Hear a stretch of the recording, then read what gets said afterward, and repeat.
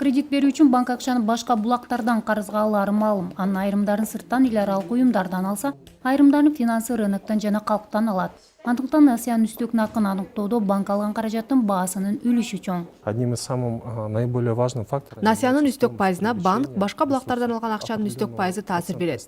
Албетте, мында насыянын жалпы үстөк пайызынын мынча бөлүгүн үстөк нарк түзөт деп айтуу кыйын. Анткени ал банк акчаны кимден алгандыгына байланыштуу. Эгер эл аралык уюмдардан алган карыз болсо, албетте анын пайызы аз.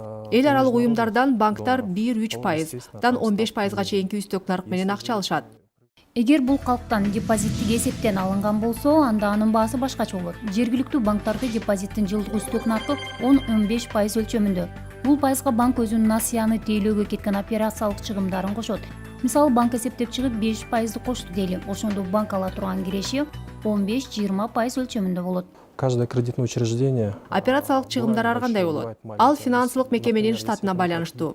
Мисалы, микрокредиттик уюмдар болсо, анын операциялык чыгымы азыраак болушу мүмкүн. Ал эми кызматкерлери көбүрөөк банк, албетте көбүрөөк чыгымга учурайт. Банктагы чет элдик валюта жана сом менен берилген насыялардын ортосуна айырмачылыкка таң калгандар бар. Эмнеге сом менен берилген насыянын пайызы көбүрөөк деген суроолор көп берилет. Ооба, салыштыра келсек, доллар жана сом менен берилген насыялардын үстөк наркы айрым учурларда 10%га чейин айырмаланат. Бул дагы финанс кредиттик мекемелер алган акчага байланыштуу.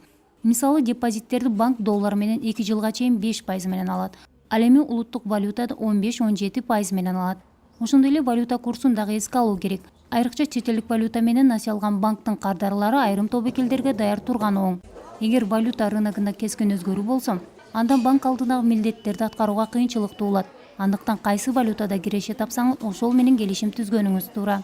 На кредиты, предоставляемые в иностранной валюте. Насыялардын үстөк наркы алардын максатына дагы жараша болот. Мисалы, жергиликтүү банктарда тиричилик насыялар эң кымбат. Алардын үстөк наркы улуттук валюта менен 36%га чейин жетет. Чет элдик валютада 28-32%дын тегерегинде. Эң эле арзан айыл чарба насыялары 8-15%.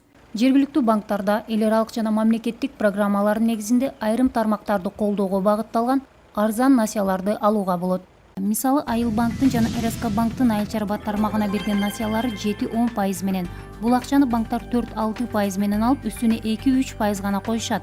Андан сырткары Кыргыз Орус өнүгүү фондунун каржылоосу менен берилген насыялар сом менен 12%, доллар менен 5%га чейин. Спрос на рынке бывает разным. Андан сырткары үстөк наркка насыя рыногундагы абал дагы таасир этет. Рынокто суроо талап өзгөрүп турат. Мисалы, акыркы жылдары кредитке өтө деле суроо талап көп болгон жок. Бул өлкөдөгү экономикалык кырдаалга байланыштуу.